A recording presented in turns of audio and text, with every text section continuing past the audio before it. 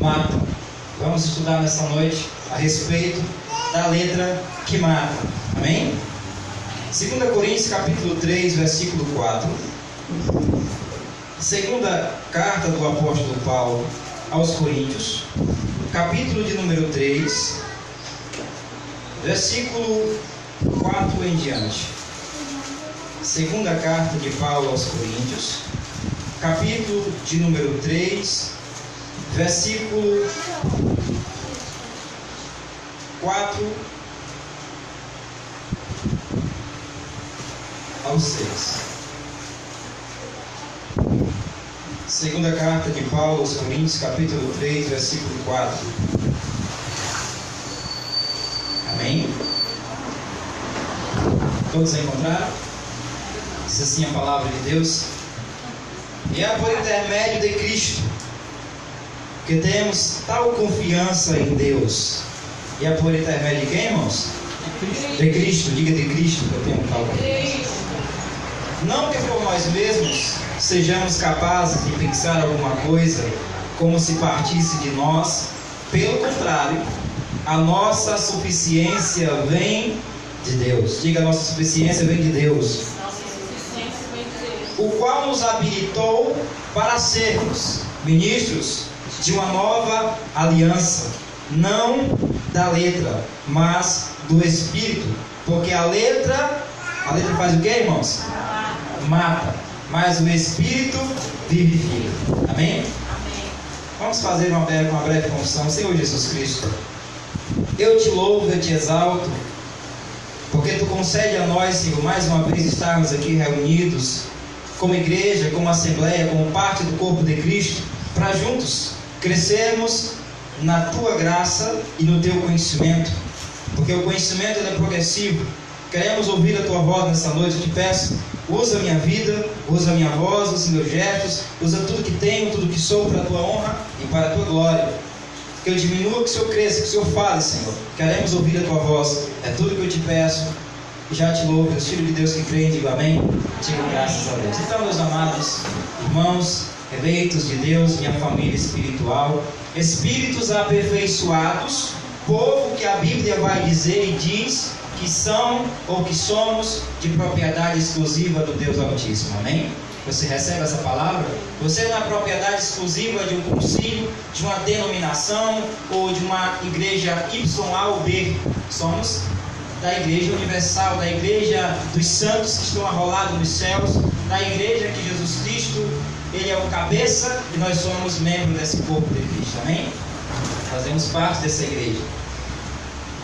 Amados, por falta de revelação e de entendimento das sagradas letras, das sagradas escrituras, em alguns casos, até por maldade mesmo, criou-se um jargão no meio religioso, e principalmente quando alguém, irmão cara, começa a estudar as sagradas escrituras e começa a descobrir que aquilo que ele achava que era verdade, na verdade era uma grande mentira. E quando a gente começa a estudar a palavra de Deus, e quando Deus começa a nos revelar algumas verdades bíblicas, e aí, quando nós fazemos parte de uma chamada igreja evangélica, quando eu fazia parte de uma denominação, e aí, geralmente é comum de nós irmos questionar o líder. É assim ou não é assim? Quando eu começo a estudar, Deus começa a revelar algo, opa, aquilo que o meu líder diz não está batendo com o que a Bíblia diz. E aí, qual é o que nós fazemos? O que é que nós fazemos? Vamos questionar o líder. E de repente o líder vem com as suas histórias. Olha, está escrito realmente, mas não é bem assim. E a gente fica a perguntar, se não é bem assim, como é que é? Se não é bem assim, deve ser bem assado, né, irmão? E aí vem-se o jargão que criou-se no meio do sistema religioso. Geralmente o líder diz, irmão, cuidado, porque a letra mata. Não é assim. Cuidado, irmão, porque a letra mata. Esse negócio de estudar demais faz mal, irmão. Se faz mal, você vai ficar doido. Outra vez eu fui questionar o líder, ele disse assim, irmão, a Bíblia é assim mesmo. Um canto diz uma coisa, outro canto diz outra. Pensa no líder. Geralmente criou-se esse jargão no meio religioso que a letra mata. A pergunta que não nos quer calar é: qual é a letra que mata? Porque eu já estou acostumado a dizer que texto fora de contexto dá vazão para pretexto. Texto fora de contexto dá vazão para heresia. Em canto nenhum na Bíblia você vai ver Paulo, qualquer dos apóstolos, omitindo a verdade ou dizendo não vá buscar o conhecimento, não leia. Pelo contrário, algumas das vezes que Paulo pregou numa cidade por nome de Bereia, ele disse que os crentes de Bereia eram mais nobres do que os de Tessalônica, porque eles examinavam tudo que Paulo falava de acordo com as Escrituras. Então é dever de todo o Filho de Deus, é dever de todo cristão examinar nas Escrituras se aquilo que alguém está ensinando está de acordo, se tem coerência com a Bíblia, e para melhor dizer, se tem coerência com o novo pacto do Evangelho da Graça. Porque não basta dizer, está na Bíblia, mas está na Bíblia foi para quem? Para qual geração? Em qual época? Foi dirigido a quem especificamente? Então são perguntas que temos que se fazer. Amém ou não amém? Amém. Mas qual é a letra que mata? Será que a letra que mata é examinar as Escrituras? Será que a letra que mata é você buscar ou conhecer a verdade? É claro, é lógico e evidente que não. Porque senão haveria um paradoxo muito grande entre o que Jesus de Nazaré ensinou e entre o que Paulo ensinou. E a Bíblia não pode haver choques, a Bíblia não pode se chocar, a Bíblia tem que ser, ela tem que se encaixar no plano perfeito de Deus. A gente reconhece que nem tudo o que Jesus de Nazaré ensinou, ou seja, praticamente quase nada é para nós. A gente sabe disso, porque nós não pertencemos mais ao de Nazaré, nós pertencemos ao outro, a saber, aquele que ressuscitou. Amém? Mas a Bíblia não pode entrar em contradição. Olha o que disse a palavra de Deus no livro do profeta Oséias, no capítulo 4, versículo 6. Vejamos nós o que Deus falara através do profeta Oséias, no capítulo número 4, versículo 6. Oséias fica depois de Daniel.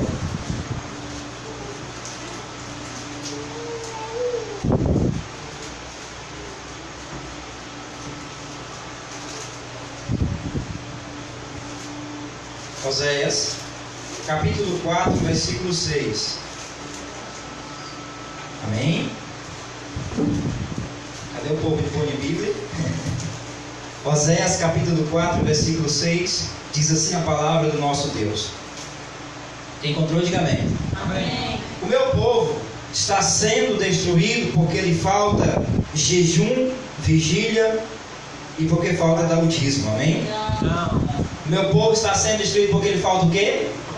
Conhecimento. Quer dizer, irmão, que o povo não é destruído porque não faz vigília? O povo não é destruído porque não sobe o monte na madrugada? Não tem nada a ver com isso. Já estou cansado de falar, já falei reiteradas vezes que não existe nenhuma diferença entre você orar aqui, orar no quarto, na cozinha, na sala ou no monte. Não tem? Tem um texto na Bíblia que não me recordo agora, os irmãos aí que são bons de memória, se recordar, digam. Que Deus seria acaso Deus de perto ou Deus de longe? Deus está em todos os lugares. Jesus, ele disse à mulher samaritana: vem a hora e já chegou em que os verdadeiros adoradores adorarão ao Pai em espírito e em verdade. Ela esperava que Jesus dissesse: olha, Senhor, é no monte ou no templo? É no templo ou no monte? Ele disse: é espírito e verdade. Já chegou a hora em que os verdadeiros adoradores adoram ao Pai, ou adorarão ao Pai em espírito e em verdade. Como é que se adora em espírito e em verdade? Em qualquer canto, em qualquer lugar. Pode ser debaixo de uma árvore. Quem está entendendo, diga amém. Amém. Oséias 4,6 diz: o meu povo está sendo destruído porque lhe falta o conhecimento. Porque tu, sacerdote, rejeitaste o conhecimento, também eu te rejeitarei, para que não seja sacerdote diante de mim. Visto que te esqueceste da lei do teu Deus, também eu esquecerei de ti e dos teus filhos. Então aqui ele agiu pela lei ainda. Mas isso aqui ainda se aplica a alguns sacerdotes que hoje a gente mostra na Bíblia, sabe, irmão Ricardo? Está aqui, irmão, está preto no branco aqui. Isso aqui não é para nós. Eles ficam, não, mas não é bem assim, eu não posso falar isso, porque se eu falar essas verdades para as ovelhas, a minha igreja seca. Geralmente é assim, se eu falar essas verdades dentro da minha denominação, o povo vai embora, o povo não fica. E realmente a gente tem dificuldade de congregar o povo, né, irmão Ricardo? Hoje eu desabafava lá no grupo no WhatsApp, a gente tem dificuldade de reunir o povo em graça, porque infelizmente alguns parece que não entenderam a graça ainda. A graça de Deus, quando não é entendida, ela gera pessoas acomodadas, ela gera pessoas libertinas e alguns soberbos.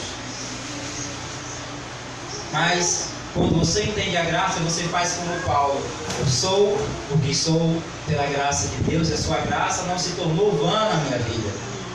Diga para você mesmo: a graça de Deus não vai se tornar vã na minha vida. Amém? Não pode se tornar vã, porque a gente tem que sermos pessoas que não só cheias de ortodoxia. Tem pessoas aí que são cheias de ortodoxia, sabe? Falam muito bonito, teoricamente dão aula para nós que estamos aqui. Coloca eu no bolso e o Ricardo também, mesmo ele sendo nerd. Mas na ortopraxia, ou seja, na prática, são verdadeiros zero esquerda. Então eu não quero ser uma pessoa cheia de conhecimento, cheia de ortodoxia, mas na ortopraxia um zero à esquerda. Eu não quero ser assim. Eu acredito que os irmãos também não querem ser assim. Amém ou amém? Porque tu, sacerdote, rejeitaste o conhecimento. Quantas pessoas têm rejeitado o conhecimento? Quantas pessoas nos têm tributados como hereges? Que nova doutrina é essa que esse homem ensina?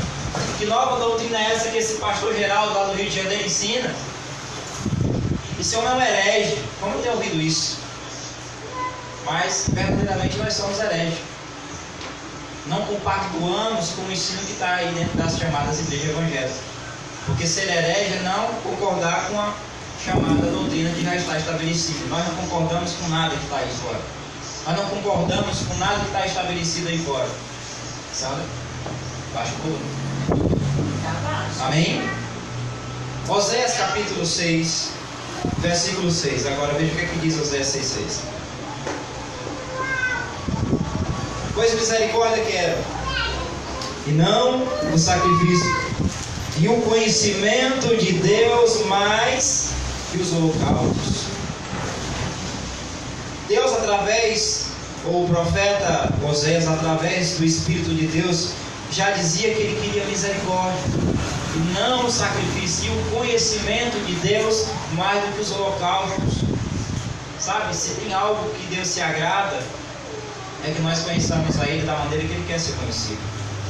Se tem algo que Deus se agrada, é que nós venhamos a servir a Ele com conhecimento, por amor, por gratidão, e não por um, sabe, tem pessoas que barganham com Deus. Não, vou servir a Deus porque Ele vai me dar isso aqui.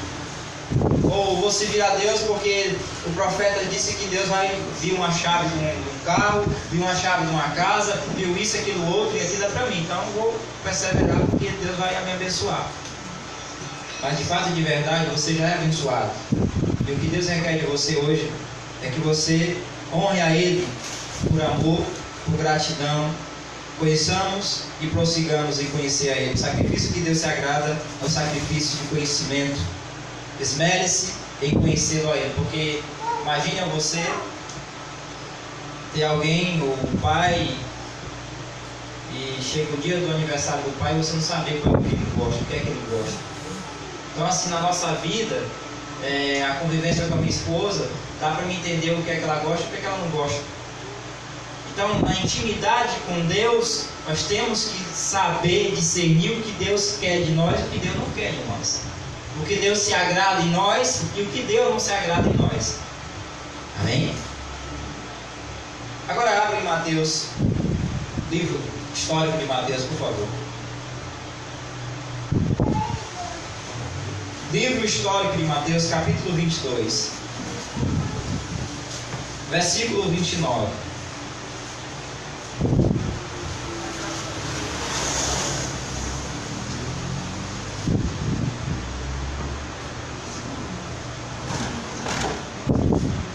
Mateus capítulo 22, versículo 29, amém? Respondeu Jesus: errais, não conhecendo as Escrituras e nem o poder de Deus. Errais, não conhecendo as Escrituras e nem o poder. Por que as pessoas erram? Por que as pessoas, algumas nesse exato momento, estão lá na cabeça, sai? O líder lá religioso diz assim: bota a mão na sua cabeça. E a pessoa bota. Agora expulse isso que está dentro de você, expulse esse mal, né? Parece até aquelas coisas da garra da patrulha, né? E os caras ficam com a mão na cabeça expulsando. Quem já viu isso aqui? Alguém já presenciou já? Na seita universal tem demais, né? Os pessoal com a mão na cabeça lá expulsando algo. Se você está com uma dor de cabeça, isso não é normal. Você pode ser um espírito, você pode ser um coxo. Por que algumas pessoas nesse exato momento estão lá em busca de uma toalha, de uma rosa que diz que está ungida, ou um sabonete, um óleo? Tem óleo para tudo, só não tem para passar na cara de pau dos líderes religiosos, né? Então, muitas pessoas estão atrás disso. Beba esse copo, consagre esse copo com água. Onde é que você vai ver Jesus mandando consagrar copo com água? Onde é que você vai ver Jesus mandando você pegar, sabe, um objeto e consagrar? Não tem. Jesus disse: errais, não conhecendo as Escrituras e não o poder de Deus. Em João capítulo 5, versículo 39. João capítulo de número 5, versículo 39. Diz mais a palavra de Deus: examinai as Escrituras, porque julgais ter nelas a vida eterna, e são elas mesmas que testificam de mim. Jesus mandou fazer o que, irmãos? Examinar as Escrituras. Tem que passar por aqui. Está escrito? Se tiver escrito, eu creio. Ainda tem mais, se for para nós. Porque, como eu disse, tem coisas que está escrito aqui que não é para nós. Daqui a pouco eu vou falar de coisas que está escrito aqui que não cabe a nós. Tem coisas que está escrito aqui que não é. Faz igual aquela mulher das ruas, não nos pertence mais. Amém? Examinai as Escrituras, porque julgais ter nelas a vida eterna, e são elas mesmas que testificam de mim. Em João capítulo 8, versículo 32, ele diz: olha, e conhecereis a verdade, e a verdade vos libertará. Conhecer a verdade. Esse tem que ser o maior anelo, esse tem que ser o maior desejo de um filho de Deus. Conhecer a verdade que liberta. Conhecer a verdade do Evangelho. Você sabia que existe uma lei da verdade? Qual é a lei da verdade? É que uma vez que você conhece a verdade, você não é mais enganado por ninguém. Não é, irmão? Você não se deixa mais ser enganado por ninguém. Uma vez que eu descobri algumas verdades bíblicas, eu até tentei fazer parte de uma denominação, mas não consegui mais. Porque o líder não compactuava mais com o mesmo pensamento de Deus. E eu até me esforçava para, sabe, manter a paz, porque a Bíblia diz: se depender de vós, tem de paz com todos. Eu me esforcei ao máximo. Passei, depois do conhecimento da verdade, passei 6 meses dentro da chamada denominação. 6 meses tentando, sabe, abrir a mente do líder. Não é por aqui, não é por aí, é por aqui. Não posso falar isso. Isso dói, isso machuca. Sabe o que é você fazer parte de uma denominação e na hora, né, da chamada momento administrativo, vir um líder e dizer assim: olha, abre aí em Atos capítulo 20, versículo 32, que Paulo vai dizer, eu tenho mostrado, vou ver aqui qual é o texto. Tem um texto que diz que mais bem-aventurado é dar do que receber, né? E a pessoa usar isso aí para tirar dízimos e oferta. Tirar dízimos e oferta. Vamos lá em Atos. Atos capítulo 20. Atos capítulo 20. Versículo... versículo 35. Atos 20, 35. Atos capítulo 20, versículo 35. Tem Mateus, Marcos, Lucas e João, depois é Atos dos Apóstolos. Amém? Mateus, Marcos, Lucas e João, quinto livro é o Atos dos Apóstolos. Amém? Tenho-vos mostrado em tudo que, trabalhando assim, é misto socorrer os necessitados e recordar as palavras do próprio Senhor Jesus, mas bem-aventurado é dado o que receber. Então devolva para Deus hoje os seus 10% aqui. Se você pode dar, Jesus disse, mais bem-aventurado é dado o que receber. Traga aqui o seu dízimo, a sua oferta aqui na frente. E você está lá no teu canto lá dizendo, meu Deus, texto fora de contexto. Texto fora de contexto. Vamos ver o contexto, irmãos. Para não se tornar muito cansativo, vamos ver do versículo 25 em diante. Versículo 25. Atos 20, versículo 25. Agora eu sei que todos vós, em cujo meio passei pregando o reino, não vereis mais o meu rosto. Estão acompanhando aí? Portanto, eu vos protesto no dia de hoje, que estou limpo do sangue de todos, porque jamais deixei de vos anunciar todo o desígnio de Deus. Atendei por vós e por todo o rebanho, o qual o Espírito Santo vos constitui bispos, para pastoreares a igreja de Deus, o qual ele comprou com o seu próprio sangue. A igreja de quem? A igreja de quem, amados? Deus comprou com o quê? Com o seu próprio sangue. Olha o que Paulo vai dizer. Isso aqui é o contexto do texto. Eu sei que depois da minha partida, entre vós penetrarão lobos vorazes, que não pouparão o rebanho. Paulo está advertindo que depois da sua partida, no meio deles, desde aquela época, ia penetrar lobos, ia se penetrar no meio do rebanho lobos, pessoas que usaram de má fé com a igreja, pessoas que iam expoliar a igreja, pessoas que, sabe, iriam tirar a pele. E que dentro de vós mesmos se levantarão homens, falando coisas pervertidas, para arrastar os discípulos atrás deles. Portanto, vigiai, lembrando-vos que por 3 anos, noite e dia, não cessei de admoestar-vos com lágrimas a cada um. Agora, pois, encomendo-vos a palavra da sua graça, que tem o poder de vos edificar e dar herança entre todos que são santificados. Versículo 33. De ninguém cobicei prata, nem ouro, nem veste. Vós mesmos, escute bem, vós mesmos sabeis que estas mãos serviram para o que me era necessário a mim e aos que estavam comigo. Olhe para mim agora para você entender.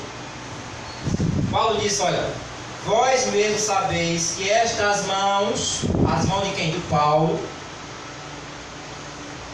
serviram para o que me era necessário a mim e aos que estavam comigo. O que significa isso? O que os irmãos entendem com isso, irmã Roberta? O que você entende com isso? O que você entende desse texto aqui? Estas mãos me serviram tanto para mim, aos que estavam comigo. Resumindo, Paulo está dizendo que ele trabalhava com as suas próprias mãos, ele comia do suor do seu próprio rosto. E vai ter inúmeros textos que ele disse que ele fazia tendas, trabalhava para não ser pesado a nenhum dos irmãos.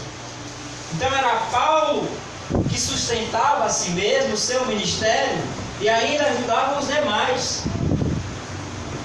Vós mesmos sabeis que estas mãos serviram para que me era necessário a mim e aos que estavam comigo. Versículo 35. Tenho-vos mostrado em tudo que, trabalhando assim, quem era que trabalhava? Paulo.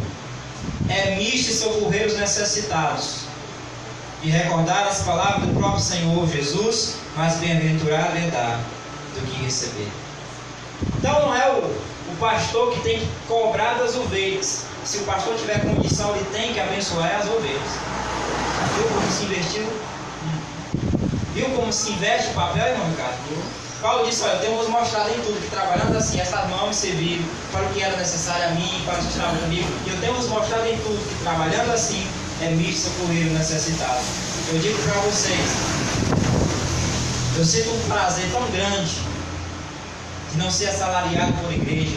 Eu sinto um prazer tão grande de que às vezes eu peço a Deus, me dá condição para me ajudar o meu próximo. Me dá condição para que eu tenha para dar e para que não eu esteja pedindo a ninguém. Sabe, isso nos dá uma honra, isso nos dá uma glória. Porque a gente vê tantas pessoas mercadejando a fé. Sabe, a gente vê tantas pessoas vivendo da chamada obra de Deus, sendo pesado e se intrometendo na vida alheia, que causa uma certa indignação. E às vezes eu tenho vergonha quando as pessoas me chamam de pastor. Tenho vergonha. Por quê? Por causa dos falsos. Porque imagina-se na mente dos demais que todo pastor é o quê? Ladrão. Outra vez eu cheguei no posto de gasolina e essa denominação que eu fazia parte, na farda tinha um nome de pastor. Pastor Robson. Inclusive eu estava lá quarta-feira, né? E eu cheguei no posto de gasolina, o cara olhou para mim, olhava para mim, olhava para o nome. Você é pastor? Eu digo, sou. Mas você é pastor ou pastel? Eu digo, por quê? Quase que eu dizia igual aquele, você que é o Chaves, porque me tomas. Você é pastor ou você é pastor? Eu digo, por quê? Porque na pergunta, não entendi a sua ironia. Não, porque tem uns por aí que é pastel. Eu digo, não, se tem uns pastel por aí, eu não sou pastel nem pastelão não. Nem paspalho não, eu sou pastor mesmo. Se você está falando isso porque tem uns ladrão por aí, eu não sou ladrão não sou da laia desse daí. Ah, desculpa, eu digo, pois é. Então, em alguns cantos, eu tinha chegado até para a pastora lá, a mulher do pastor da denominação, e tinha dito para ela, não faça mais farda com nome, porque eu me sinto constrangido em ir para restaurante. Quando a gente saía da igreja, a gente ia para o restaurante, sabe, maçã? E os pessoal ficava tudo olhando assim, espera a cabeça. Cai mais, eita, mais um ladrão ali, vai nas custas do rebanho. É desse jeito. Mas eu digo como Paulo, eu não estou mercadejando a palavra de Deus. Pelo contrário, na presença de Deus, falo com sinceridade diante de vocês. Estamos aqui tentando, sabe, fazer um povo zeloso de boas obras, mas um povo que não vai ser extorquido ou espoliado. Um povo que se constrange a ajudar por amor a obra de Deus, não e por amor aos necessitados que vão chegar em nosso meio, mas não para sustentar um pastor ou, sabe, viver do suor no rosto dos outros. Longe de mim tal coisa. Amém? Então Paulo disse que era ele que trabalhava para socorrer os necessitados e recordar as palavras do próprio Senhor, que mais bem-aventurado é dado do que receber. Mas voltando ao assunto, como nós podemos ver, Jesus enfatizava o ensino, Jesus enfatizava as escrituras, Jesus enfatizava o conhecimento, mas partindo da premissa que a letra que mata, ou a letra que matava, mesmo que fosse o ensino, mesmo que fosse estudar minuciosamente a Bíblia, nem mesmo assim, eles ou nós estaríamos errados. Por quê? Porque verdadeiramente o conhecimento é libertador, irmãos. O conhecimento é libertador e verdadeiramente o conhecimento mata. Mata ou não mata, irmãos? E aí, dona Cissa, o conhecimento mata? O que é que a senhora acha? Mata, não se envergonhe não, mata. Mata o quê? A minha e a sua ignorância. O conhecimento mata a minha e a sua, a nossa ignorância. Porque antes de chegar à revelação da graça, nós éramos ignorantes, sabe? Nós se deixávamos ser levados pela dissimulação de um líder religioso que só queria expoliar a nós, que só queria extorquir, que só queria nos usar. Ao longo da minha caminhada passei pelos 7 e todos quiseram me usar. É tanto fato que nenhum hoje tem amizade comigo. Depois que eu rompi do ministério, depois que eu discordei, nem um oi, nem uma ligação, nem um, sabe, nada. Então só queria me extorquir, só queria me usar. Só usar. Quando eu não servi mais para nada, quando eu discordei, faça que nem o Lázaro, como um bagaço de cana me mastigaram e rebolaram. Nem um oi, nem um alô, nem um zap zap. E depois ainda fico na rádio ainda dizendo que tem amor. Hipocrisia. O nome disso é hipocrisia. Sabe? Tem um aí que eu desfiz amizade porque eu não aguentava mais de tanta hipocrisia. Você que veio do sistema religioso assim como eu, quantos anos de nossas vidas acreditamos que o lugar onde nós nos reuníamos como igreja era a casa de Deus? Quantos de nós acreditamos que o espaço onde nós se reunia era a casa de Deus? Sendo que a Bíblia vai nos dizer que nós é que somos a casa de Deus. A Bíblia vai nos revelar que hoje, nesta nova aliança, eu, você, nós somos o templo e a morada do Espírito Santo. Nós somos a casa de Deus. Por favor, 1 Pedro, capítulo 2, versículo 4. Primeira carta de Pedro, ou primeira epístola de Pedro, fica lá no finalzinho da Bíblia. 1 Pedro, capítulo 2, versículo 4 e 5.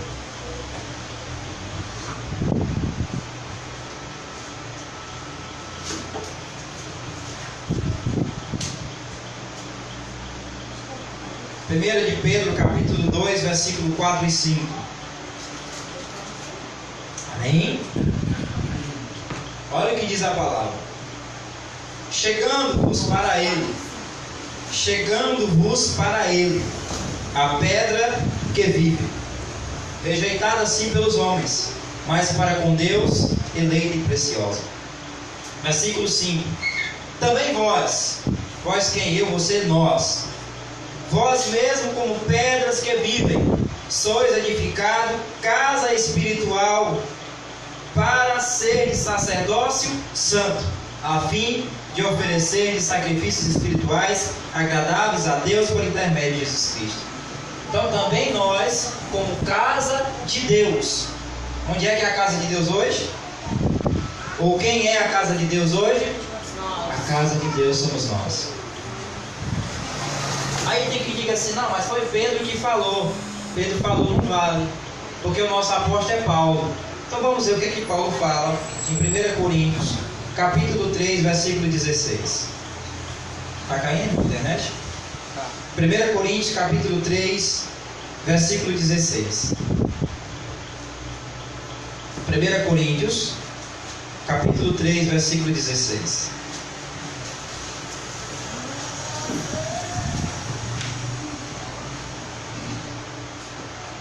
Amém? 1 Coríntios, capítulo 3, versículo 16. Não sabeis vós que sois santuário de Deus e que o Espírito de Deus habita em vós? Se você não sabia, você que me assiste aí na live, se você não sabia, fique sabendo que você é santuário de Deus. Essas chamadas templo ou megatemplo, que chama de santuário do Espírito Santo, isso não é nada do Espírito Santo, aqui é só um monte de barro e tijolo. Você é que é o santuário de Deus vivo. Eu, você, nós é que somos a igreja. A igreja não é prédio, a igreja não é parede. Estamos aqui reunidos ao nome do Senhor, congregado em um espaço, uma garagem que o irmão Henrique Thiago nos cedeu. Mas aqui não é a igreja, aqui não é a casa de Deus. A casa de Deus são pessoas. Apenas estamos aqui congregados nesse espaço físico. Mas aqui não é a igreja. Aqui não é o lugar santo do santo. O lugar santo do santo é dentro de cada um de nós. Amém? Amém. Não sabeis vós que sois santuário de Deus e que o Espírito de Deus habita em vós? Se alguém destruir o santuário de Deus, que é a casa feita de pedra e tijolo, amém? Ai não, deixa eu ver aqui, deve ser o óbvio. Se alguém destruir o santuário de Deus, Deus destruirá, porque o santuário de Deus que sois, vós é sagrado. O que é sagrado não é um espaço físico. O que é sagrado é eu, é você, somos nós. Amém, Tiago? E esse lugar se torna sagrado porque nós estamos aqui congregados. Saímos daqui, é um espaço como outro qualquer. Amém ou não amém? Amém? Mas tem mais. 1 Coríntios capítulo 6, versículo 19. Capítulo 6, versículo 19. Acaso não sabeis vós Acaso não sabeis que o vosso corpo é santuário do Espírito Santo? Onde é que é o santuário do Espírito Santo? Nosso corpo. Aí tem umas pessoas por aí fora que faz um mega templo, né, irmão Roberto? Coisa luxuosa. Diz que é uma coisa para 15 mil pessoas. Mega templo. E o apóstolo de lá vai para a rádio e fica pedindo, extorquindo as pessoas. Eu estou precisando de 30 pessoas com oferta simbólica de R$1.000. 300 pessoas com oferta simbólica do valor de R$100. Simbólica, hein? Eu estou precisando de uma oferta simbólica de R$1.000. Então, constrói-se um palacete luxuoso, uma coisa mais imensa do mundo. Como se Deus habitasse naquilo. Enquanto, de repente, aos derredores há pessoas que passam fome. E ninguém consegue enxergar a necessidade do outro.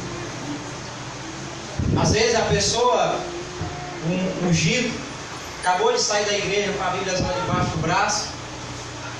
Lá na igreja, ou a chamada igreja, ele dá tudo. Sabe? Ele dá o dízimo, ele dá a oferta, leva um envelopezinho para trazer na semana, no meio da semana. Um voto. Ele dá tudo para o pseudo pastor. E ele consegue enxergar a necessidade de tudo. Chega no espaço aí, rapaz, que está faltando, está merecendo ar-condicionado. Ele consegue ver a necessidade de tudo aqui dentro do espaço físico, mas ele não consegue sentir a necessidade no próximo. Ele não consegue ver que o mendigo lá no outro lado, na calçada, está com frio e com fome.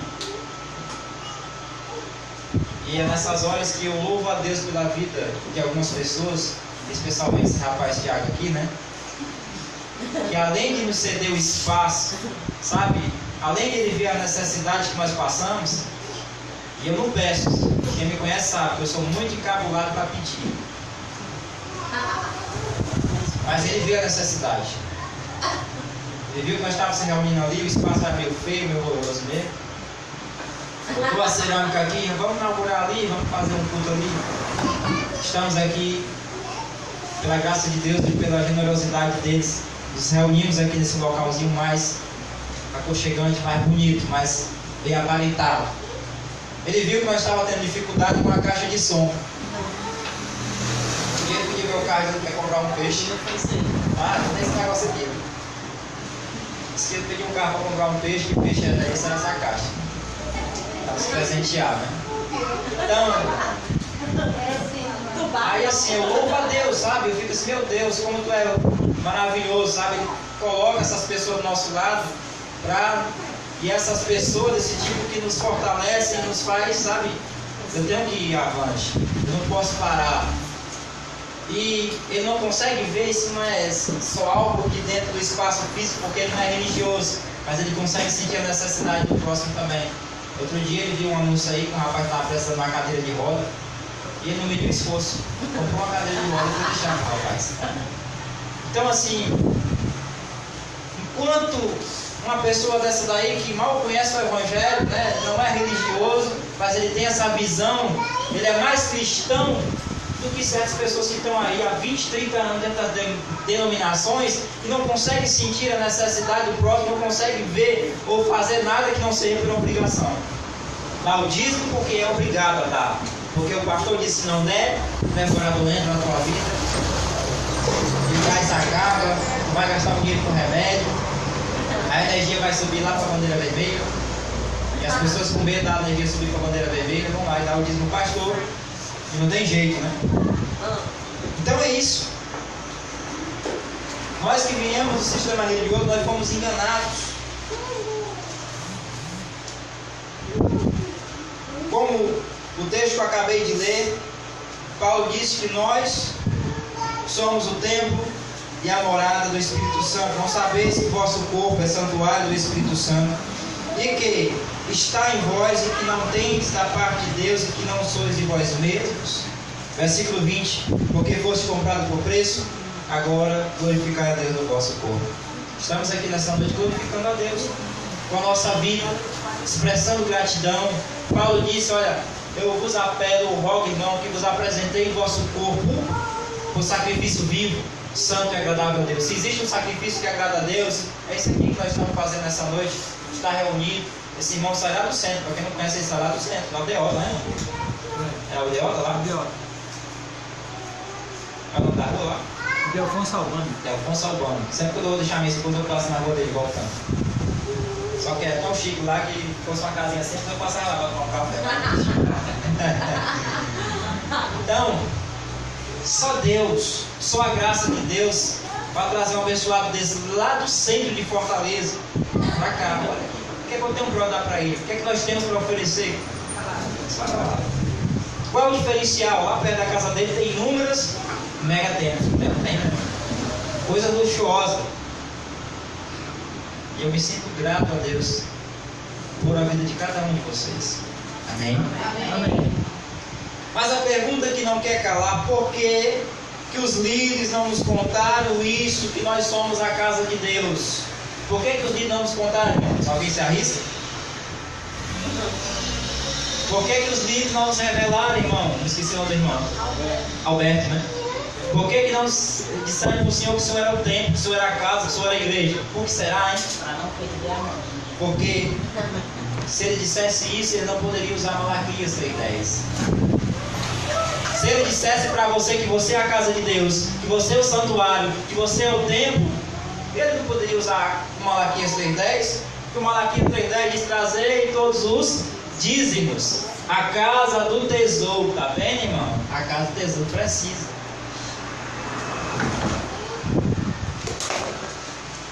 E agora nós entendemos porque que a grande maioria dos cães gulosos chamam o lugar da reunião de santuário, de casa de Deus, de templo, ou megatemplo, ou igreja, mas o lugar onde a igreja se reúne não é igreja. Igreja não é prédio, igreja são pessoas. Quem está entendendo, diga amém. Amém. E como foi que nós descobrimos isso, irmãos? Como foi que nós descobrimos isso, irmão Ricardo? Estudando, examinando minuciosamente a Bíblia. Você sabe por quê que existe, sabe, muitas pessoas que estão sendo enganadas e que se tornaram religiosas, que só se tornaram devotas de pastores? Sabe o que foi que levou a eles a seguir isso? A ignorância. O analfabetismo de Bíblia, irmão Ricardo, impera. As pessoas não conhecem a verdade, porque se conhecesse a verdade,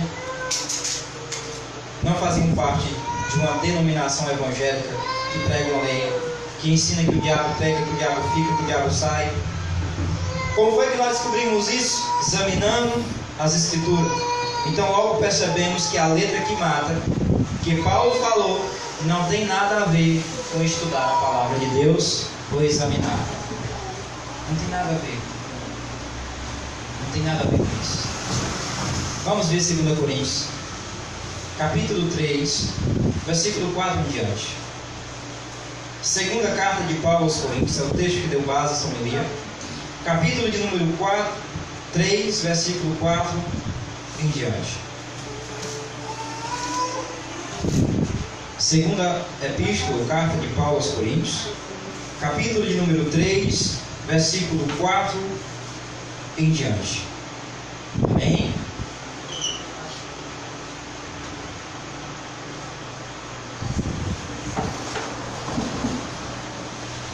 Paulo vai dizer: e é por intermédio de Cristo que temos tal confiança em Deus, não que por nós mesmos sejamos capazes de pensar alguma coisa como se partisse de nós.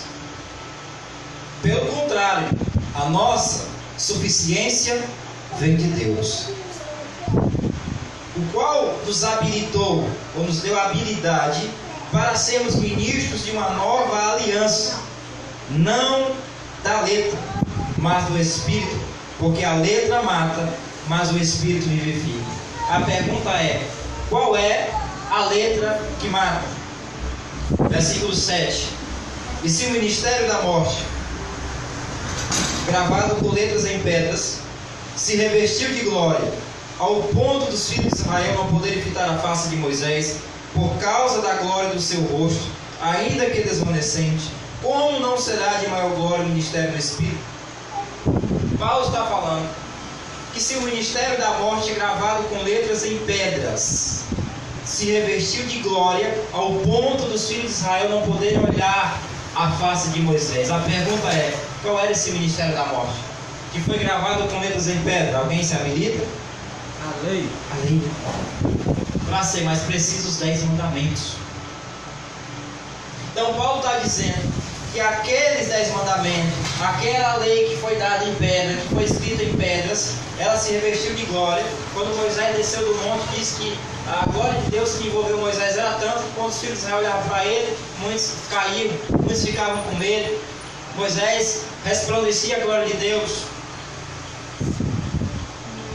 Mas essa lei, essa mesma lei que Moisés recebeu lá no Monte Sinai, ela matava, ela condenava, porque a lei ela apontava o meu, o seu, ela evidenciava os nossos pecados, mas a lei não curava, a lei não tratava o homem, embora o homem se esforçasse, se esmerasse. Paulo disse que era extremamente zeloso da lei, mas com certeza, mesmo assim ele era um miserável, pecador, era um transgressor da lei, porque ele perseguiu a igreja de Deus e consentiu na morte de pessoas, não olhar se ele tiver matado. Então a lei era ela justa e boa para quem usava legitimamente, mas ninguém conseguia cumprir. Então essa letra que mata, ou a letra que matava, não é estudar, não é examinar as escrituras. A letra que mata, ou a letra que matava, era a lei de Moisés. Quer ver um exemplo? Amor, vai lá em casa, por favor. Coloca aqui a água para mim e pega um gostosinho para ela. Então, pode levar lá. Que igreja simples. A gente fala assim ao vivo. Pega lá o picolé para beber. Então, aproveita, traz dois. A letra que mata, ou a letra que matava, era a lei de Moisés. Quem está entendendo, diga amém. Amém. A lei. Por que a lei matava? Porque a lei, ela acusava, ela condenava, ela apontava. Vou trazer aqui um exemplo, como eu disse. Todos aqui conhecem a história da mulher adúltera, amém ou não amém? Amém. Foi pego em adultério pelos fariseus. O que é que a lei dizia? Os fariseus chegaram diante de Jesus, disse: mestre, essa mulher foi pega em adultério.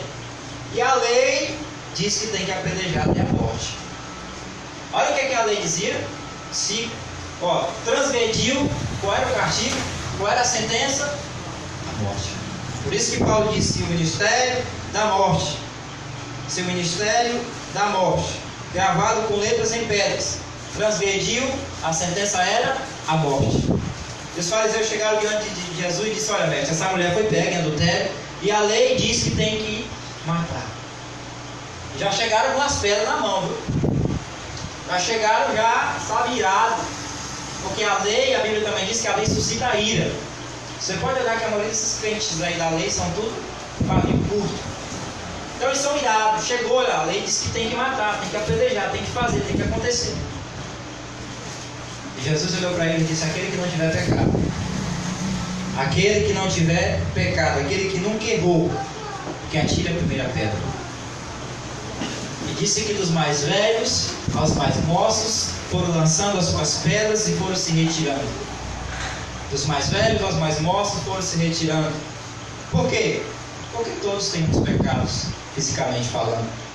Todos cometemos erros. Todos erramos o alvo. Graças a Deus que nos dá a vitória por Cristo. Graças a Deus que em Cristo esse pecado original foi removido e hoje nós temos acesso ao Pai. Mas na carne todos nós cometemos erros. Jesus disse: aquele que não tiver pecado, que atire a primeira pedra. Diante da mulher, diante dela estava um que poderia ter matado ela, mas ele preferiu usar o amor e a misericórdia. Amém? Amém. Então a letra que mata era a lei de Moisés. Em 2 Coríntios capítulo 4,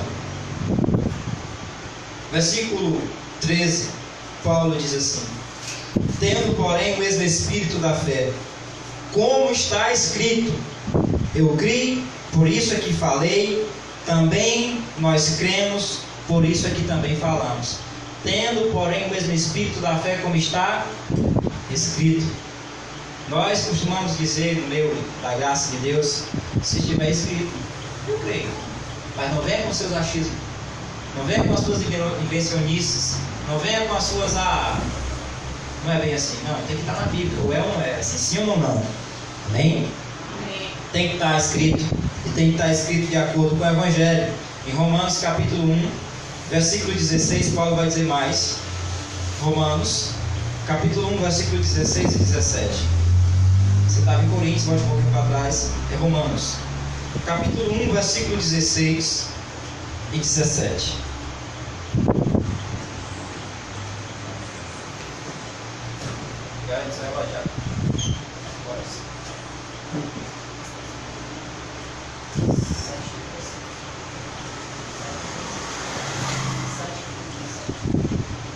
Romanos capítulo 1, versículo 16, amém? Pois não me envergonho do Evangelho, porque é o poder de Deus para a salvação de todo aquele que crê, primeiro do judeu e também do grego, visto que a justiça de Deus se revela no Evangelho. A justiça de Deus se revela onde? No Evangelho. De fé em fé, como está escrito, o justo viverá por fé. Mas o justo viverá por fé em quê? Ou em quem? Será que o justo vive por fé em Maria, em José? Será que o justo vive por fé numa fitinha que dá 3 nós e faz uma promessa? Será que o justo vive por fé no rosário? Ou no patuá? Porque eles dizem também que isso é fé. Mas o justo viverá por fé em quê? No Evangelho, como está escrito. Se tiver escrito, nós cremos. O justo viverá por fé no que está escrito, no Evangelho. E o que é que o Evangelho diz? Romanos capítulo 10, versículo 4. O Evangelho vai nos dizer que o fim da lei é Cristo, para justificar ou para a justiça de todo aquele que crê. Então, viver por fé é crer na obra que foi feita na cruz do Calvário. Amém, amados? Amém. Então, lá na cruz, Cristo nos reconciliou com Deus. O que é que significa essa reconciliação? Lá no Éden, o primeiro Adão nos desconciliou. O primeiro Adão nos matou. O primeiro Adão nos desconciliou, nos afastou de Deus. Quando um casal, os casados aqui sabem, às vezes todo casal tem uma discussãozinha, às vezes a gente se apafa, né? Às vezes a gente tem como diz, um ditado, ditadozinho que diz, né? Faltou aqui a palavra correta. Mas um conflito. E aí um vai para um lado, um vai para a direita, outro vai para a esquerda. Às vezes a Cristiane vai o Tiago para dormir na sala.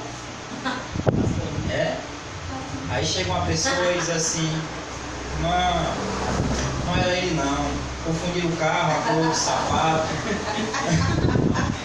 Confundiram o carro, o sapato, como é a música do negócio aí? Confundiram meu carro, meu sapato. Então eu não sei se o resto. Não era ele não. Ai, não era não, não. E aí o que é que há? Há uma reconciliação.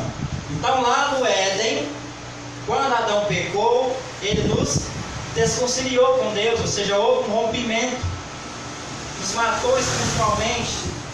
Aí veio o segundo Adão, que é Cristo, e o que é que ele fez lá na cruz? Ele nos reconciliou com Deus. Tudo que o outro fez, diz a Bíblia que onde abundou o pecado, superabundou a graça. Diz a Bíblia que da mesma forma que veio o pecado sobre nossas vidas, veio a graça, foi imputada. Eu não entendo por que aí no sistema religioso, mancado, diz que o homem tem que aceitar Jesus, né? Porque se não aceitar, vai para o inferno, está perdido. Esse inferno aí que eles criaram. Então, se não aceitar Jesus, vai para o inferno. Mas, interessante, ninguém chegou me oferecendo pecado e eu me tornei pecador. Agora, para mim ser salvo, para mim ser justificado, eu tenho que aceitar Jesus? Não parece um paradoxo?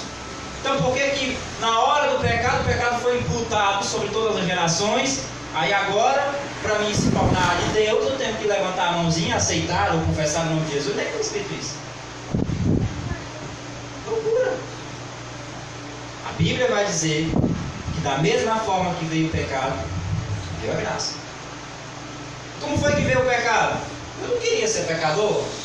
Ou vou corrigir, né? Se o irmão Gilberto assistir a mensagem, ele vai me cutucar e me cobrar. Todos quantos nasceram antes da cruz para trás, nasceram pecadores. Nasceram desgarrados, desconciliados. E todas as coisas de ruim.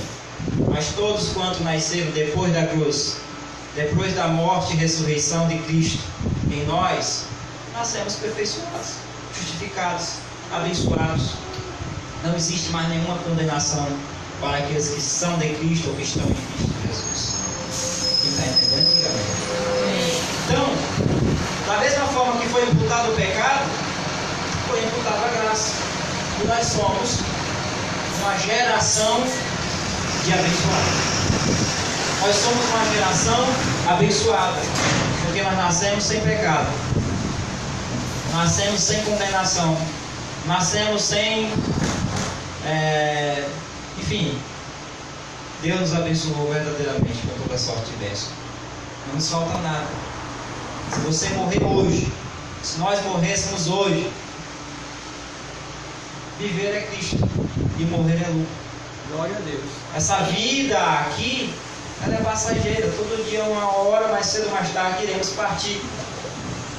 Estamos aqui de passagem, mas a nossa pátria está no céu. Amém? Amém. Nossa pátria é lá. A nossa cidade é lá. Amém? Amém. Então, o fim da lei é Cristo. Tudo tem que convergir para Ele. Eu quero concluir nessa noite na Epístola de Paulo aos Gálatas, capítulo 5, versículo 1. Epístola de Paulo aos Gálatas, capítulo 5, versículo 1. O apóstolo Paulo, ele vai ser bem enfático.